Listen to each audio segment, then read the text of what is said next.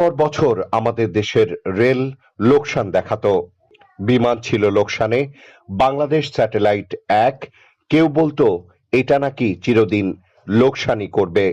বন্দরে পণ্য আটকে থাকতো দিনের পর দিন। এ যেন ছিল এক অদৃশ্য অন্ধকার, যা ঢেকে রাখতে সত্য আর রুখে দিত আমাদের সামগ্রিক অগ্রযাত্রা। কিন্তু মাত্র ১৬ মাসের ব্যবধানে বাংলাদেশের এসব সেক্টর হঠাৎ করে লাভের মুখ দেখতে শুরু করলো। প্রশ্ন উঠেই যায়, এতদিন কি শুধু আমাদের চোখেই ধুলো দেয়া হতো? বাংলাদেশ রেল, যে রেলকে বছরের পর বছর দেখানো হতো লোকসানি প্রতিষ্ঠান হিসাবে, এবছর লাভ করেছে ১১৮ কোটি টাকা। বিপরীত ছবি, আগে যা দেখানো হতো লোকসানি যেন ছিল চিরস্থায়ী সঙ্গী।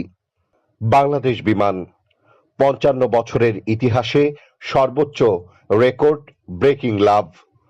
২০২৪-২৫ অর্থ বছরে অনিরীক্ষিত লাভ ৯৩৭ কোটি টাকা, যেখানে আগের সর্বোচ্চ লাভ ছিল মাত্র ৪৪৪ কোটি।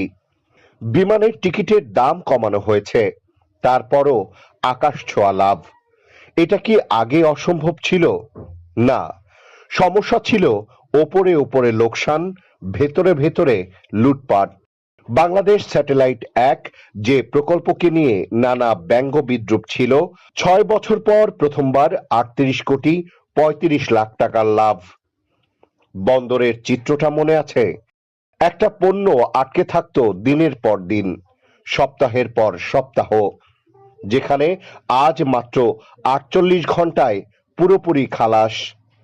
বিশ্বাস করুন, বাংলাদেশের সবচেয়ে বড় সমস্যা দারিদ্র্য নয়, প্রাকৃতিক সম্পদের অভাব নয়, সবচেয়ে বড় সমস্যা দুর্নীতি। আমাদের দেশে দুর্নীতি হয়েছে উচ্চ পর্যায় থেকে নিম্ন পর্যায়ে, শুধু ব্যতিক্রম বাদে। চতুর্থ শ্রেণীর কর্মচারী থেকে প্রথম শ্রেণীর কর্মকর্তা অনেকে দুর্নীতির মাধ্যমে রাতারাতি সম্পদশালী হয়েছেন। এমপি মন্ত্রীরাও এর বাইরে ছিলেন না। আমলা, রাজনীতি, ব্যবসায়ী মিলেমিশে তৈরি করেছে এক দুর্নীতির সাম্রাজ্য।